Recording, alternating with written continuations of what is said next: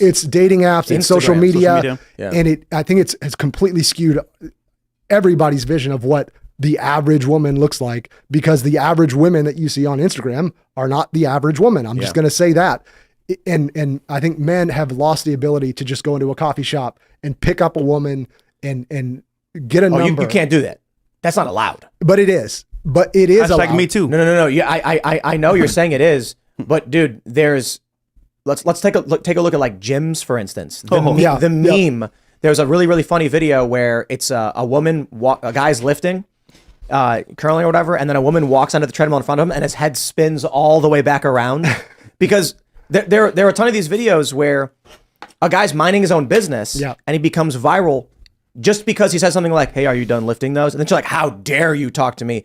And it's laughably insane. That one where this woman is working out, and one of the guys who works the gym comes up and he's like, "Is everything okay, ma'am?" And she goes, "Excuse me." And he's like, "Is there an issue?" And she goes, "There's no problem. Why are you talking to me?" He's like, "Ma'am, I work here." And she's like, "Well, you can't tell me what to do."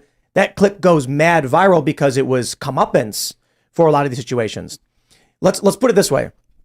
Let's say in only one out of 10 or 1 out of 50 instances, a guy walks up to a girl very politely and says, "How do you do, ma'am? My name's, Rick, and couldn't help but notice you shopping at this here bookstore, and I live in the area. I'm trying to make friends." How does he know that he's not going to end up with a viral clip, a picture taken, accusing him of being a racist, a creep? I'll tell you, because again, I think this is another instance. I think all of us are guilty of this, that we live too much on the internet, in that a lot of our perspectives are influenced because we are so online all the time.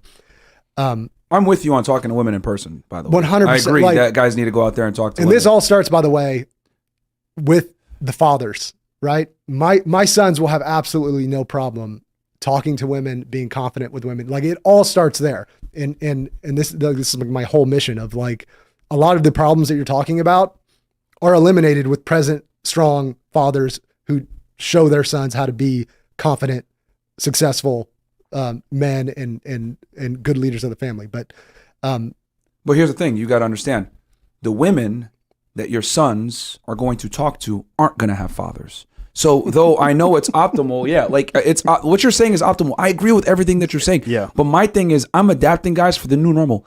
These girls are, man. I'm just like, dude, like, we just gotta keep it 1,000. Like, don't hang out in areas with women. No. But dude, this is what I'm trying to say. Instagram. Like, hold on. Here's the thing. Go to church. Like, because you're saying like, go up, talk to the girl, etc. Let me just give you guys the game plan, okay?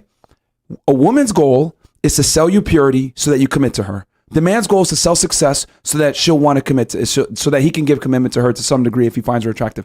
I want guys to be able to detect if a girl is actually pure or not. The only way you're going to be able to see a woman's character and her purity, because she's going to tell you a bunch of BS, you need to get out there and deal with girls. You need to be able to pick up on certain red flags that you're only going to gain through dating experience and dealing with a multitude of women. But you won't know the better. Dating and having sex with 50 women are different things. Like, how long would it take to date 50 people and have sex with them? Okay. Like, cause I think like that's what they're saying, a month and a half. No, well, we're not saying that. We're not saying that. But what I am saying is that the reason why I say 50 in general, right, and it's a very controversial take, is that because, dude, if you go to a university, right, and there's more women going to college now than men, by the way. Women dominate college attendance.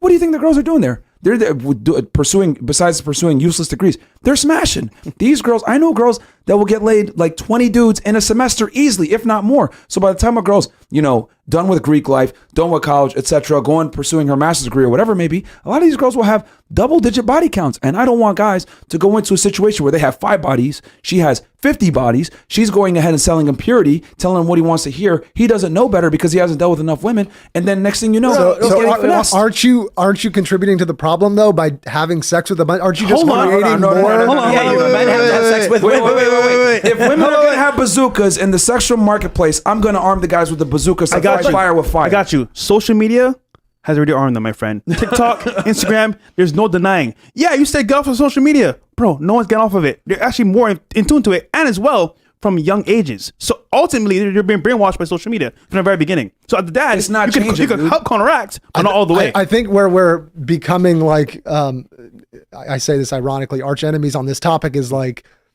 you guys kind of seem like you want to exploit the current culture to the best of your ability.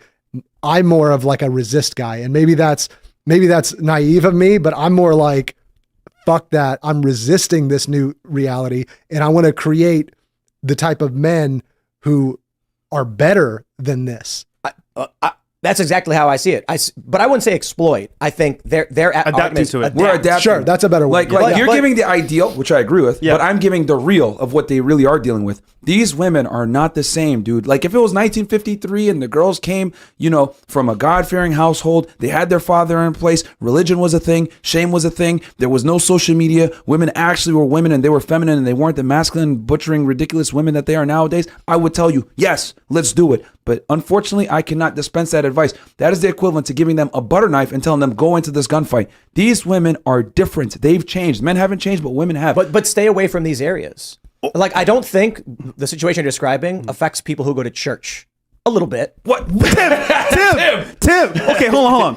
No, let me explain. Okay, a guy who lives in a small town, rural area, who meets, Jason, who is in church, and then there's a beautiful young woman, and then after church, as everyone's leaving, they're talking and everything, and they say, "I want you to meet my niece. She just moved into town. She's from another small town." You're not going to run into a hoe with 50 body counts, most likely in that scenario. You are right. However, once again, this thing here called a cell phone permeates homes, bombshells, everything. Because guess what? That girl that's a small town girl, she might be beautiful, young, and purity-wise, but she can on TikTok, her friends hit her on social media, come with us to Miami for a vacation, girl. Leave your husband for a little bit. Let's go to Tulum. The moment she leaves or gets on social media, it's a wrap. Because guess what? That whole, I want to say, agenda of, okay, stick to one man, family is great. But once this gets into her hands, bro, you never know. You never know. Really? Okay. Here's the deal. I would get, my wife doesn't know who y'all are. Okay. I would give you her number today. Yeah. And give you as long as you wanted to try to infiltrate that with money. Well, you can't do it with money, but with whatever. He looks at his watch. I got one too. I got one too. You got that nice Rolex.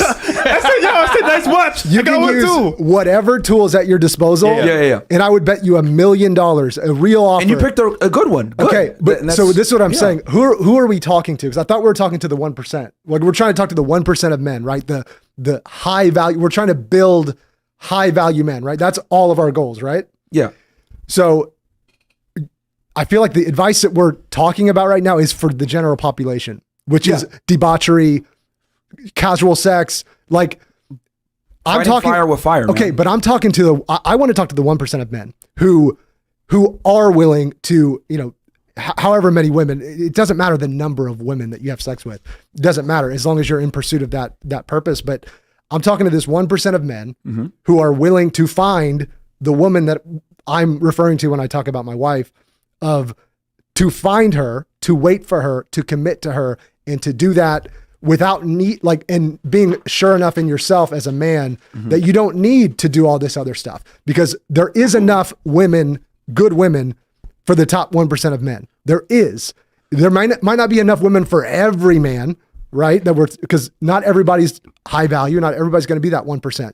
But if you want to be high value, there are enough quality women for you that you don't have to do that whole. Our thing is we're more general. We want to talk to everybody, and we want guys to understand how to really navigate the sexual marketplace. And I get it. Like your wife, you probably did a fantastic job. You screened her out, and you picked the best girl. But we want guys to be in a position to be able to do that as well. Not everybody's going to be lucky where they're going to meet a God-fearing woman that doesn't come with a promiscuous past. A lot of women do, unfortunately, because they're incentivized to be hoes. So we want guys to be able to identify those girls and not commit to them. And Tim, So let me just say this. Like, yeah, please. My view. I don't have a perfect analogy, so this is not entirely fair, but my view of how you guys are describing it is like somebody grows up on the south side of Chicago in the hood or whatever. Yeah. And what are most kids doing? They're selling dope, pot, I'm not talking about heroin or anything like that. And they can get in trouble. They know it's no good, but the attitude that they have is always, bro, this is the reality. You're not going to be able to go to the north side and get a good job and make $30,000 a year as an entry-level position. The only way you're going to be able to succeed in this day and age is to adapt and join the gang and sell the pot. Facts. Some people will be like, I will do whatever it takes to not be a part of whatever that is and put my life in this position, even though that's what everyone around you is doing. Some people get out of those situations and they figured out maybe that is only the 1%. But my advice to people, and again, I'm not saying it's completely fair because there's a difference between dating and doing something illegal. My attitude is basically don't just give in to this world you're being forced to adhere to. I agree more just about resist that and try and figure it out. I would argue thus it's the other way around. Most guys don't know what we're talking about, and they're actually selling the dope and doing what they're not supposed to be doing and becoming a statistic instead of doing what we're teaching them, which is you need to adapt to the new normal, right? And you have to use unorthodox techniques because what they told you before was get married, find a family, etc. Even though that's good advice, the reality is that doesn't necessarily work in 2023. So you need to adapt to new normal and innovate. So let's